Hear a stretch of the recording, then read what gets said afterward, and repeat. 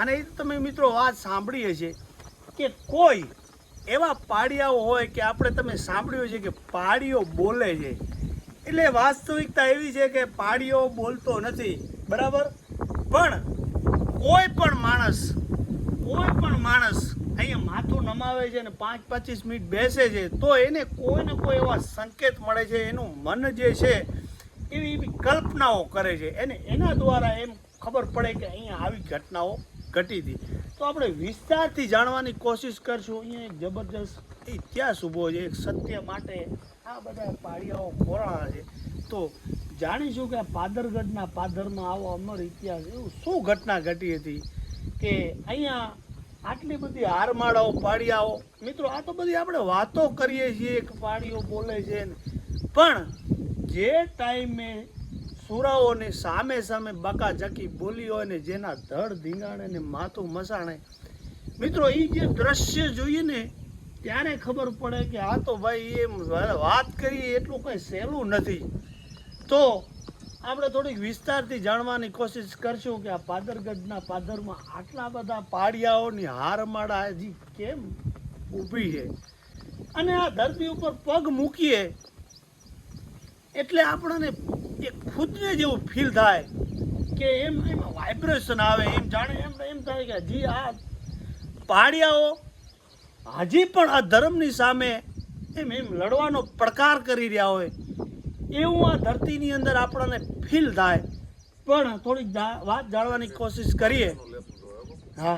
વાત જાણવાની કોશિશ કરીએ કે આ પાડિયા આટલા બધા આવડો બધો અડીખમ ઇતિહાસ હોય આપણને વારે ઘડીએ. હું તમને એટલા માટે કહું છું કે આપણને ખબર પડે કે આપણે આ ધરતીની અંદર આપણે જન્મ લીધો છે તો આપણું શું કર્તવ્ય બને છે. આપણી પાછળ આ જો સતના કારણે આ જો માણસો પાડિયા થઈને ઊભા રહે તો ક્યાં ને ક્યાં અમુક કામો આપણને નથી શોભતા.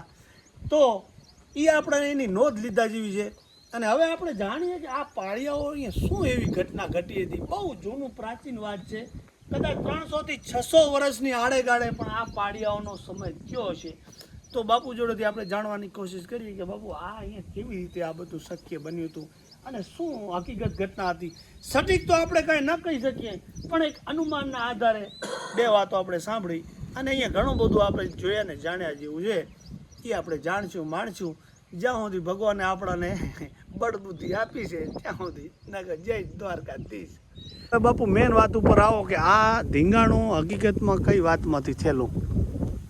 જે તે સમયે હા જે ભાગ પાડવાની છે હા. બગસરા ભાયાણી, હા આ બાજુ પાદરગઢ હા. જે આલાણીનું ગામ. હા એટલે આમ વચ્ચે ભાગ પાડવાની હિસાબે જે અમારે ભાગ હતો, હા જે વચ્ચે શેઢો પાડવાની હિસાબે ધીંગાણું થયેલું. હા હા અને ધીંગાણાની માલિપા કોઈ સંજોગોમાં કે ભાઈ સમાધાન થાય એમ હતું નહીં, બરાબર. શેઢો કોઈ નાખે એમ હતું નહીં. ત્યારે એક રબારી, હા નામ એનું બોડા બોડા બાપા કરી અને ઈ આમ સત્ય માણા, સાચો માણા, એટલે બધાને એની માથે આમ ભરોસો ખરો. બરાબર. એટલે એને કીધું હા. કે તમે આગળ હાલો હા અને ભાગ પડી જાય. હા ત્યારે એ બોડા બાપાએ એમ કીધું હું તો કેવી રીતે આગળ હાલી. હા એટલે એ કે નહીં, તમે આગળ હાલ્યા જાઓ, બરાબર. આપણે ભાગ પાડે. ત્યારે એને એમ કીધું કે ભાઈ આ હું જે લાકડીનો ઘા કરું, બરાબર. અને લાકડીનો ઘા કરું હા. એ લાકડીનો આમ પડે હા ત્યાંથી તમારો બેનો ભાગ. બરાબર. એટલે બેન એમ કે ભાઈ લાકડી તો હમણાં થોડીક દૂર જઈને પડી જાય. હા એટલે આ બાજુ હાલે ને આ બાજુ આયાણી. હા અને એને લાકડીનો ઘા કર્યો. હા એટલે સર નાગ થઈ હા અને લાકડી નાગનું રૂપ લઈ લીધું. લાકડીએ નાગનું રૂપ લઈ હા. લીધું અને એ હાલી ગઈ. હા એટલે અમારા ગામનો બેનો ભાગ પડી ગયો. હા પછી એ લાકડી એમ હાલી હા કે જેમ આપણે યરું નાગદાદા જેમ હાલ્યા છે બરાબર. એમ હાલી. એટલે અમારો ભાગ જે અહીંયા પડ્યો ને હા. એ ત્રાહો બાંગો. હા આજથી સુધી. યરું હાલે ને હા નાગદાદા હાલે એમ ત્રાહો બાંગો એ ભાગ પડ્યો. બરાબર. એટલે આ બાજુ બગસરા હા અને આ બાજુ જે પાદરગઢ જે તે સમયે ધીંગાણું થયેલું. એટલે અમારે અહીંથી હા. સીમાડા માથે હા. જે બોડા બાપા હા અને બગસરા ભાયાણી જે દરબારનું યુદ્ધ થયું હા. એના મરાણ હા એ ત્યાં બેઠા છે. બરાબર. અને અમારે આમાં આલાણી બાપુ, આમાં આલાણી દરબારની થાંભી છે હમ. એ અહીંયા છે. બરાબર. આવો ઇતિહાસ. અને ભેગા હા આ જે થયું હા. એમાં ભેગા રામૈયા હતા જે વાઘમસી છે બરાબર બરાબર એમની અટક વાઘમસી છે. બરાબર. અત્યારે એનો પરિવાર જે છે વાઘમસી પરિવાર એ બધા બહાર છે બરાબર અને ત્યાંથી અહીંયા આવે છે. આ બધું મંદિર બનાવ્યું હા. છે અત્યારે જાગૃત છે. આ રામૈયા હતા બેઠા છે એમનો પણ એવો હા. ઇતિહાસ અને આમાં સાથે બરાબર જે મરાણા જે તે સમયે હા. મિત્રતા હોય હા. ગામમાં રહેતા હોય એવી રીતે અહીંયા ધીંગાણું થયેલું. અને સાપ બાપુ રામૈયા હતા અને ભોળા બાપુ એક તો મિત્રો જેવી રીતે બે સીમાડાના ભાગ પડવા હતા ને એમાં જે રબારી હતા ને એમને જે લાકડીનો ઘા કર્યો પણ લાકડી પછી નાગનું રૂપ લઈ લીધું બરાબર. અને હાલી ગઈ વાકી ચૂકી અને પછી આગળ એમ કહેવાય કે કોઈક એવું હાઠીકું આવ્યું બરાબર કે એને હાઠીકું આમ રાખે તો આની હદ થઈ જાય, આમ રાખે તો આની હદ થઈ જાય.